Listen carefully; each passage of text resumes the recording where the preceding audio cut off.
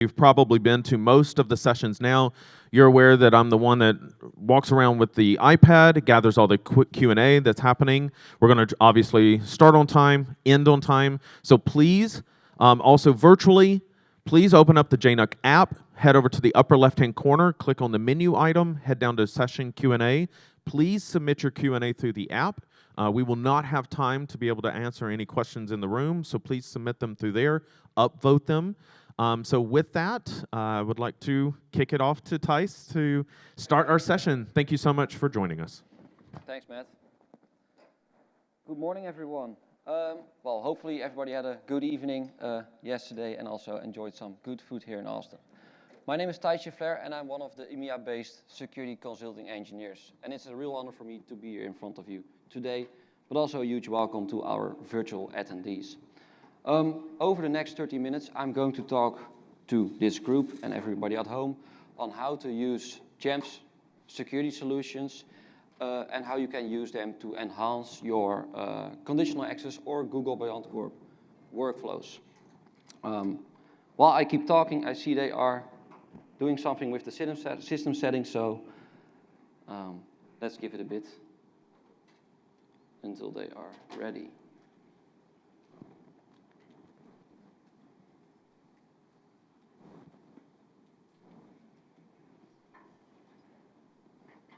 I think they are waiting to pop it up over there.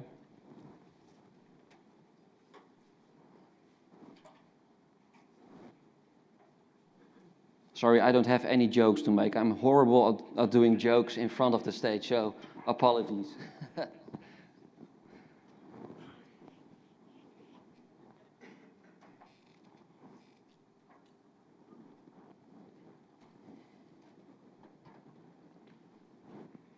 Cool, there we are. Again, welcome to the session. I guess if I click next, boom, magic, it works. Thank you. So let's briefly take a look at the agenda, what we'll be covering in the next 30 minutes. So first, we will take a look at Jamf's security portfolio as it is as of today. We have recently combined some of our services in order to simplify things, and I will bring you also up to speed. Then we will take a look at some of the workflows that can be achieved using Jamf alongside either Google Beyond Corp or the Microsoft device compliance model, but focusing primarily on the latter. And then lastly, we are also moving on to some video-based demonstrations, and we also cover some useful additional resources. And as Matt said, if there is any time after the session, we will maybe have some time for Q&A as well. So let's get started then with the first topic, the Jamf security portfolio as it is as of today. Over the last year, not only we have added a ton of great new features or functionality to our security products, but we have also heard your feedback and combined some of our products, restructuring them in order to simplify the buying process for our customers.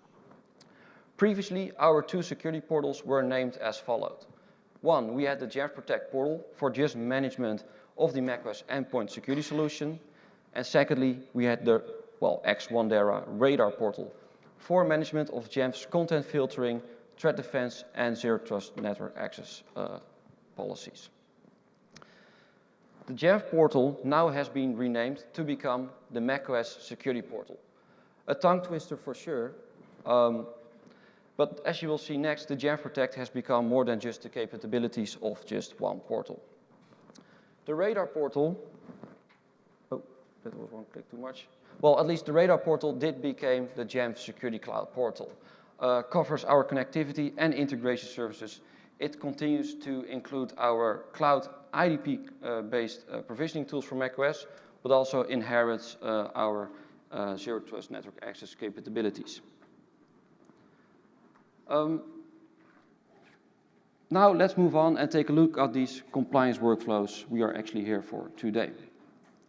But before we do, let's talk about the why. Why is it that organizations want to introduce compliance models for their managed devices? Well, first, many organizations have made investments into solutions and tools that sit outside of a single vendor.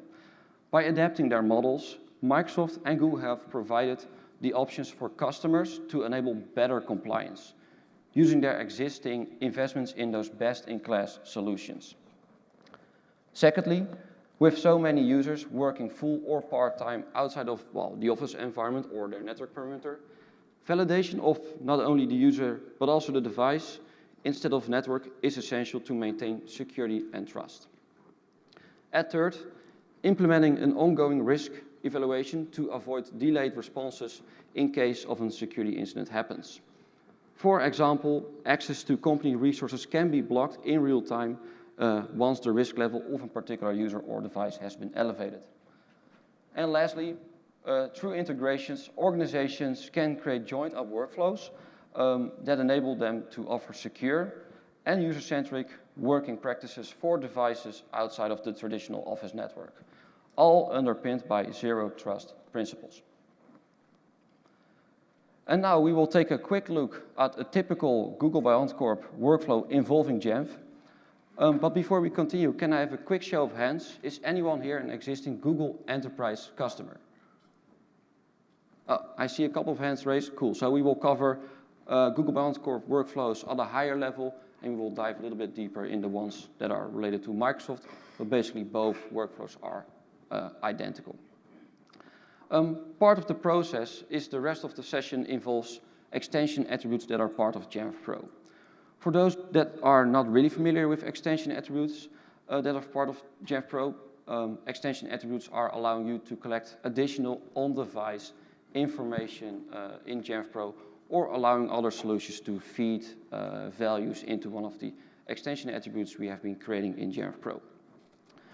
We won't show them being defined in the demos, but in our case, we did create them manually in Jamf Pro for specific event types and populate them automatically using either the Jamf Security Cloud or the macOS Security Portal. As mentioned previously, we are staying at a high level for Google by Corp Enterprise, but there's further documentation about this particular workflow we are covering today, which you can scan at the end of the session. Let's run to a typical workflow for macOS with Google by Corp from start to finish. The macOS device is registered and managed by Jamf Pro. Who else? Using Jamf Pro, the Chrome browser and endpoint verification extension are deployed to the device. The extension communicates with Jamf Pro to collect information and passes it on to the Access Context Manager, which we'll be covering in a few steps. Jamf Pro can then deploy the elements of Jamf Protect to ensure total device security, including endpoint protection for macOS via the macOS Security Portal, and web content filtering and network threat prevention via the Jamf Security Cloud. Endpoint protection for macOS is delivered using the Jamf Protect agent, which is, as some of you may know, able to prevent the execution of known malicious executables, threats, packages, etc., but also provide analytics and behavioral-based detections, amongst many other things. Everything else is delivered using the Jamf Security Cloud, which is also able to do things such as detect and block risky network activity, capturing malicious network attacks, phishing attacks, malware network traffic that is being generated on those devices. But also define if a device is running an out-of-date version of macOS or iOS in this case, or running a vulnerable version of that particular operating system version. We can prevent devices from joining malicious networks or stopping man-in-the-middle attacks as well. But 4, Jamf Pro evaluates then the state and risk posture of the device, using risk signaling for defined extension attributes. Jamf Pro becomes the single source of truth for device risk assessment, combining a numerous amount of data streams from Jamf security services. Then, Access Context Manager is where the organization defines the compliance criteria that must be met to allow access to Google services or the services you have configured in Google. Typical criteria might include whether or not devices have lock screens or passcodes enabled, or whether OS versions are up to date, etc. The endpoint verification extension reports also compliance information from Jamf Pro back to the Access Context Manager. And then lastly, access either allowed or denied on whether the device matches your right configured criteria. Though the similar workflow for mobile devices, so let's quickly run through that as well. It's almost identical, but slightly different. iOS devices are, of course, also registered in Jamf Pro and managed by Jamf Pro. And using Jamf Pro's self-service app, which is deployed via Jamf Pro, the user can register in Google Enterprise for Beyond Corp with the endpoint verification manager with Jamf Pro to start collecting information and passes it on back to the Access Context Manager. Organizations can then deploy Jamf Protect, in this case Jamf Trust, on mobile to leverage full device security, and then Jamf Pro is able to start evaluating the device using risk signaling for defined extension attributes. The endpoint verification extension then reports back that compliance information back to the Access Context Manager, and then again, based on the configured criteria, we are allowing devices to get access to services within Google, yes or no. So pretty identical between iOS and macOS, just the way we register is slightly different. So now let's move on to the Microsoft compliance model alongside Jamf. Again, just a quick show of hands, how many of you are Microsoft customers? Okay, that's almost the full room, and I guess people at home are then in the same balance of what we are here. Well, that's good to know. Well, for those that are still on conditional access, the legacy model, there's actually good news, which we'll be sharing at the end of the session as well. But Microsoft is in the middle of making a few changes and improvements to their compliance model. So first we will look at available what today within the legacy conditional access model, where maybe some of you are still making use of, which ends support by 1st of September 2024. But then we will also take a look at how Microsoft are changing this and replacing with the new device compliance workflow model. Just like Google Beyond Corp, there's further documentation available for those who would like to take a look, but also feel free to take pictures while we go through the workflow as well. So let's run, in this case, through a typical workflow for macOS using, in this case, the legacy conditional access model. Again, the device is managed and enrolled in Jamf Pro. The user then needs to register their device using Jamf's self-service app on macOS. You then need to deploy the Microsoft Company Portal app, and once that app is deployed, the user is able to register the device by navigating into self-service and start enrolling into the Microsoft services as well. Once enrolled, Jamf Pro is then able to share inventory and device status information with Microsoft Intune or Entra ID. Once fully enrolled, Microsoft Intune then evaluates the state of the device, and once we have shared the information, Microsoft is in charge, based on the conditions and information we have shared, to define if a device is compliant, yes or no. So that's basically the workflow you might already be using for years if you're using the macOS conditional access workflow. And as I just mentioned, the list of compliance criteria available today with Microsoft Entra ID and their legacy conditional access based model is fairly limited. But even more limited if we look at the conditions or criteria we can use actually within compliance policies within Microsoft Intune. The most commonly used ones are OS versions, or if a user has a password set that actually doesn't meet certain criteria, or whether file vault is enabled, yes or no. So as you see, it's fairly limited. Microsoft's new device compliance model is way better in the way we are able to basically make sure devices are compliant, yes or no. The device compliance model expands hugely on conditional access, allowing for a much broader list of available compliance criteria and offering unified workflows across both macOS and the mobile platforms as well. And let's explore how this looks like alongside Jamf. Just as before, a device is managed and registered in, of course, Jamf Pro. And then also, the user then registers the device in Microsoft Entra ID using the Jamf self-service application. On macOS, the user is signing in as well with the Microsoft Company Portal app, both mobile and macOS. On mobile, they are using the Microsoft Authenticator application. And maybe you already have seen the release notes of Jamf Pro 10.50. Huge improvements have been made on the enrollment process, so end users will face now less prompts And if you have deployed the single sign-on extension using the Microsoft services, they just need to sign in once and no additional keychain pop-ups or other pop-ups will appear. Once we have done that, Jamf Pro can then deploy elements of Jamf Protect to ensure security. The order we deploy it doesn't really matter. And next, once we have done that, device record is generated in Microsoft Entra ID and not, in this case, in Microsoft Intune.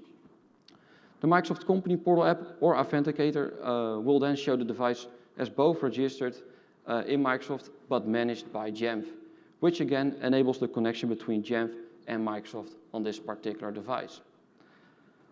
Then once we have done that, Jamf Pro evaluates the state and risk posture of this particular device, using our risk signaling for defined extension attributes in Jamf Pro. Jamf Pro then shares device information or compliance information back with Microsoft Entra ID using the newer Partner Compliance API. Just like Google by Corp, Jamf Pro becomes the single source of truth for device risk assessment, combining numerous data streams from Jamf security services. And this is a huge key difference, because in this case, it's Jamf Pro being in charge, defining if a device is compliant, yes or no. And again, similar to the other workflows, once we have shared the compliance state with Google by Corp, or in this case Microsoft, a device will become compliant, yes or no, based on the configured criteria in the smart groups in Jamf Pro. So let's quickly go into a workflow demonstration. And while we were building this deck, we needed to take an educated guess if there were more Google customers in the room or Microsoft. But luckily, it turned out that there were more Microsoft customers in this room, because that is what we are going to show today. So let's visualize some of the Microsoft device compliance workflows alongside Jamf Pro with some video-based demonstrations. And we will first start with a mobile device. So as you can see on the left, the device is managed within Jamf Pro with risk-based extensions attribute populated, or sorry, not populated. So the extensions attributes we have configured in Jamf Pro are having no value. As mentioned before, we have predefined these extension attributes already earlier on, so we won't cover that in the demo, but that's part of the resources we will share afterwards. And as a result, it's marked as compliant in Microsoft Entra ID. So there we are, the device is registered and compliant. The user can be productive and is able to access the resources they need on their particular device, whether that is via the web browser, Safari, Edge, it doesn't matter, or using the Office 365 applications such as Microsoft Outlook, or in this example, Microsoft Teams. But how might this look like in case of a potential attack? First, let's say the user has downloaded a malicious, risky app. In this case, it's a demonstration application, which generates or sends malicious traffic or triggers a potential phishing attack. As soon as the threat is executed, in this case on the mobile device, Jamf Trust recognizes this behavior and prevents it from happening, reporting it directly back to the Jamf Security Cloud, causing the respective phishing attack extension attribute in Jamf Pro to be populated with a new value, which is, in this case, true. In our second example, perhaps the user decides to disable authentication or disables the passcode on their mobile device. Just for an easy life, they remove their passcode. This is also detected by the Security Cloud portal by using Jamf Trust. And in the same way as we did for the phishing attack, which signals this back to Jamf Pro, causing the respective lock screen extension attribute to be populated with the value true. Of course, this is just one of the two examples, but we have an extensive list of UEM signaling criteria we can send back from the Jamf Security Cloud back to Jamf Pro. Now that Jamf has received all of this new risk data, let's watch how the status changes and observes the on-device user experience. So the risk-based extension attributes for phishing, in this case in Jamf Pro, has now been set to true. And based on the data received from the Security Cloud portal, and for those with a keen eye, we haven't shown the attribute for lock screen being disabled, which wasn't part of this recording, but something that is worth noting is that it's using UEM signaling from the Jamf Security Cloud back to Jamf Pro. So if you might already have Jamf Pro and one of Jamf security solutions, in this case Jamf Protect, you might be searching for the UEM signaling in your security policies. This is basically what drives the fact that we can submit data from Jamf Security Cloud straight into Jamf Pro. Shortly afterwards, the device is marked as non-compliant within Microsoft Entra ID. This can be as short as a few seconds or sometimes perhaps a minute. But because it's cloud to cloud from Jamf Pro to the Jamf Security Cloud, this happens within a second. And then within also a matter of seconds, maybe a minute, but not more, we will reflect back the compliant state back to Microsoft Entra ID. Then, of course, the user is now no longer able to access the resources and receives, in this case, the Microsoft standard warning messages, which you can, of course, customize in the Microsoft Entra ID suite, whether they are using the web browser or any of the respective installed apps. They at least now aware of the fact that they can't access this resource because of compliance criteria hasn't been met. So this is a typical workflow using the new device compliance model on iOS. And now let's move on and visualize the identical workflow for a macOS device. Although the workflow is almost identical, in this case we are also adding the Jamf Protect agent on macOS, and we felt it was important to show the distinction. Again, on the left, the device is managed in Jamf Pro with no risk-based extension attributes populated. Again, we have three extension attributes listed here: Jamf Security Cloud, phishing attacks, but also one, and the fonts are a little bit small, which are telling us that if the device is running a vulnerable version of macOS or a minor version, that might be vulnerable for macOS as well. Now, as such, in this case, the device is going to be marked as compliant within Microsoft Entra ID as well. Again, this will be reflected within a matter of seconds. Now, if we are going to review the end-user experience on a Mac, it's almost identical as on macOS. So I need to click twice. Ooh, there we go. So the user is therefore able to access the resources they also need on this particular device that is registered under their user.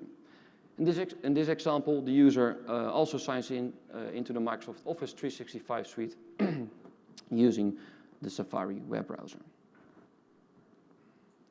But how do things look like on macOS when the device encounters a potential threat? Firstly, let's say the user has clicked on a malicious link, either receiving this through email or any other method. However, in this case, it turns out to be malicious.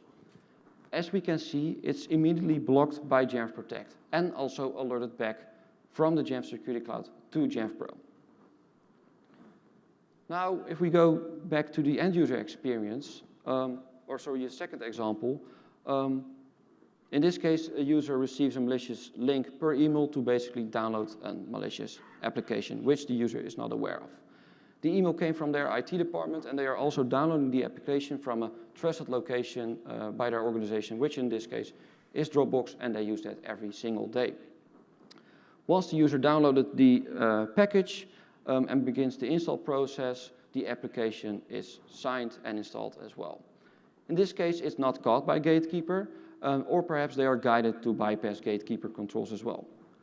But once done, and the user is going to execute the application, you will notice that the application is going to be prevented from being executed by Jamf Protect's threat prevention feature. Now, again, that Jamf has received the risk data, let's again watch how the status changes and observes the on-device user experience. The risk-based extension attributes are set to true and based on the data received from the Jamf Security Cloud from the macOS Security Portal. Then, most importantly, the device is marked as non-compliant within Microsoft Entra ID, which will be reflected back in a matter of seconds. Again, we only have device records within Microsoft Entra ID and not in Intune. So that's a question we receive pretty often, like with the legacy model, we are used to have device records either or both in Azure AD and Intune, and with the newer device compliance model, the device records are only within Entra ID and not in Intune. Again, once the user has been marked as non-compliant, the user is not able to access any resources anymore and receives the Microsoft standard compliance warning messages when they try to connect to resources. Of course, this is just the Office 365 suite, but you can use this compliance model within any app that you have set up in your Microsoft Entra ID applications. Well, that were some basic examples on how to use Jamf Pro together with Jamf Security Solutions you might already even have, and start enhancing your compliance policies or workflows with either using Google Beyond Corp or Microsoft Entra ID conditional access. But just one more thing before we wrap it up. As you can imagine, this has been quite a hot topic after the release of the newer device compliance model for macOS. So we had this workflow for iOS already for quite some years, but luckily we have added macOS pretty recently as well. Per Jamf Pro 10.48, Jamf offers in product a migration workflow from the legacy-based conditional access model for macOS to the newer modern device compliance model in Jamf Pro, and mostly without re-enrolling all the devices, saving time, but more importantly, pain for the end users as well. If you do have particular questions or challenges about the migration workflow, which you can kick off within Jamf Pro, feel free to visit one of the engineers at the Jamf booth, and they are happy to help out or guide you in the right direction to make sure you start planning your migration workflows. This was it. Thank you all for listening, and it was again an honor for me to be here in front of you today on this early morning slot. If you want to learn more about this particular workflow, we have write up a blog where you can actually follow this workflow step by step, and you will also see some other criteria you can use. Maybe you have been checking out the app vulnerability patch management session hosted by Milind and Thomas as well yesterday, where they were talking about vulnerability management within the Jamf Security Cloud and defining if a device is vulnerable, yes or no, based on certain CVEs. You can use also that as additional criteria within the workflows we have been covering today. So you can really make sure devices and users are only able to connect to your corporate resources if you really trust the device once it's secure, managed, and connected to all your services. That was it. Thank you all for listening.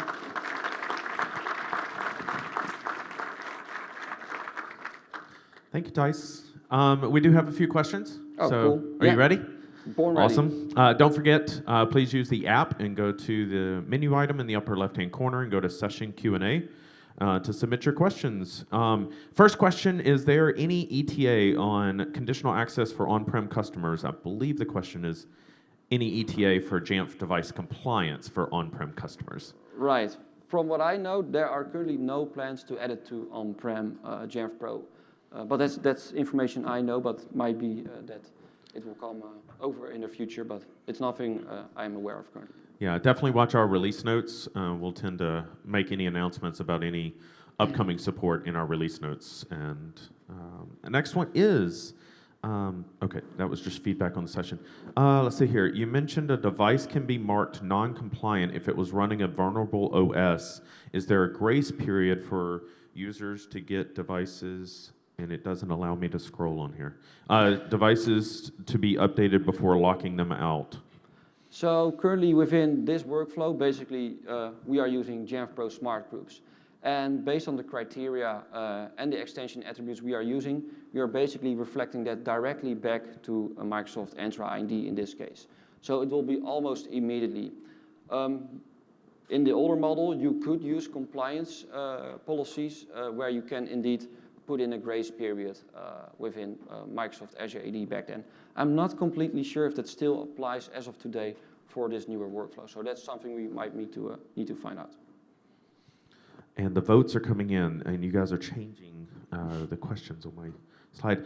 You listed content filtering under the new and current Jamf Protect portal. Does that require an additional license to show up in Jamf Protect? No. So if you already have Jamf Protect, as it was before we basically merged those products, you will directly get access to Jamf Protect content filtering as well for both macOS or mobile. And so that will show up in your Jamf Security Cloud portal, Exactly. otherwise known as Radar. So it is a separate portal. Yeah. How fast are collecting the security posture information, and what about device compliance in declarative mode? So the workflows we have been covering today are not directly related to DDM, but to answer the question, basically in this case from Jamf Security Cloud, it's cloud to cloud. So once Jamf Security Cloud gets an update from on-device security checks, we will immediately reflect that back to Jamf Pro, which is just a matter of a second, and then we will revert that back to from Jamf Pro to Microsoft once the membership of the smart group changes. If we look at DDM, as an example, if you're using just basic criteria from Jamf Pro for your compliance policies, and we are able to get that criteria using DDM, that will of course be directly once the status changes on device, and we are not depending on a check-in of the device anymore. So the more we can do with DDM, the quicker it will get updated in Pro on state changes on the device and gets back into your compliance criteria. Perfect, thank you. Any existing API documentation for Jamf Protect and Jamf Security Cloud integration with ServiceNow? Jamf Protect so the macOS security portal for macOS has a pretty extensive GraphQL API, and we have also documentation available for that as well. For Jamf Security Cloud, currently we do have a risk API where you can also populate devices and their current risk state, or you can even, if you would like to, manipulate the risk state. So, as an example, if you have other endpoint security solutions or network-based security solutions, you can also manipulate the risk state of a device using the API for Jamf Security Cloud.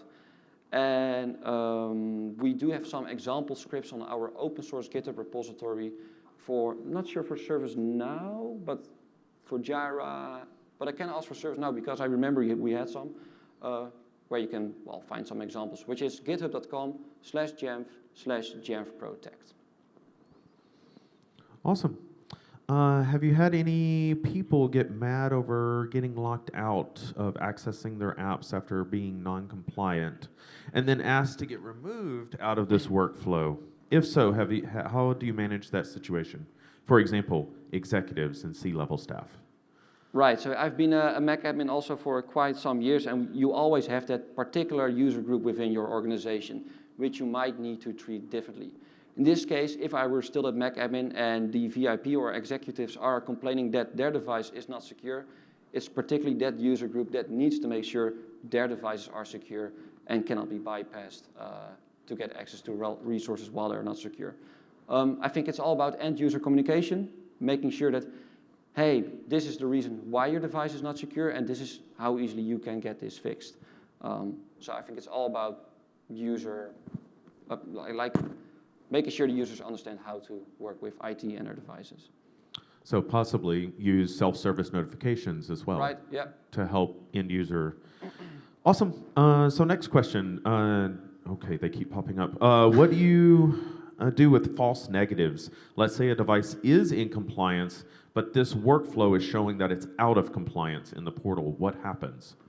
Right, so you can always, of course, archive threads within the Jamf Security Cloud. So if you have hey, this is a false positive, or we have reviewed the phishing attack or man-in-the-middle attack, you are able to just archive the thread, and then immediately within a matter of a second again, that will be reverted back to Jamf Pro, and then making sure the device is compliant back again. So you have some level of flexibility, either using the Jamf Security Cloud or the macOS Security Portal. Do you have any plans to increase the scope of the Jamf Security API? Jamf is always looking in ways to improve the API of the Jamf Security Cloud. If you have any ideas you would like to see added to the product, make sure to get it back to us, and we make sure that it ends up at our product team. Okay. Thank you for all the questions, by the way. This is great. I've still got about 5 to 7 more minutes. So does this new workflow require the user to register their device like done previously with the company portal app? And how does it differ Where's it go? How does this differ with the SSO extension, if at all? Okay, cool. So in the legacy-based, if we are talking about macOS conditional access model, basically the end user needed to register their device using Jamf self-service. And by using the pre-installed company portal app, they needed to sign in with their Entra ID credentials. And most of the times they will receive like 2 or 3 prompts to sign in again, once more again, and then allow access to the certificate in their keychain. Within their newer model, once you already have deployed the Microsoft single sign-on extension configuration profile and payload, once the user signs in for the first time with the pre-deployed company portal app, we are then able to leverage the single sign-on extension to basically suppress the pop-ups and other required signing pop-ups using the single sign-on extension. So in this case, the user just signs in once and the device will be registered and co-managed, managed by Jamf Pro. From a migration perspective, the idea behind the migration workflow is that the user doesn't need to re-enroll the devices. So that's the purpose of the re-enrollment, migration workflow. Of course, it might be the case that it not always works as it should, and the user just simply needs to re-enroll. Awesome, thank you. Next one. So for the aforementioned migration from conditional access to device compliance, removing the issue of devices randomly are showing up as non-compliant in Microsoft Entra ID. And when they show up as non-compliant, it forces the user to redo the Jamf self-service registration. Right, so yeah, if that happens for any particular user, if you ask me, the most quickest and efficient method is just have the user re-enroll just once within the company portal app. But if you encounter this issue, more than it should, make sure to reach out to support because they sometimes can tweak some things, making sure this is not happening anymore. Awesome. Yeah. Is Jamf Security Cloud not available for on-prem customers? They cannot find it in their Jamf Protect portal. Are we talking about Jamf Pro? I think that's not mentioned. Jamf Pro on-prem or I don't know. Jamf Protect offline deployment. So if you are having Jamf Pro on-prem, of course you can fully make use of Jamf Protect, the macOS endpoint security portal, or the Jamf Security Cloud portal. So if you do have Jamf Protect, make sure to check if you have a login with your Jamf account on I forgot the link, radar.jamf.com, yeah. Radar.wandera.com. Oh, wandera.com, and sign in with your Jamf ID or Jamf account, and then you will be able to get access to your Jamf Security Cloud portal. Yeah, so head to account.jamf.com, and you should see Jamf Security Cloud listed there as one of the products if you've purchased Jamf Protect. That will trigger or pass you through to Jamf Security Cloud so that you can log in. So definitely head to your Jamf account page to review that. Once again, it's a separate portal than the macOS security portal. And if you're on-prem and you maybe want to restrict inbound traffic to your Jamf Pro APIs, which most of our on-prem customers do, while setting it up, the UEM Connect sync between Jamf Security Cloud and your Jamf Pro instance, you will see some IP addresses from your Jamf Security Cloud instance, which you can use as safe list while configuring your on-prem firewall.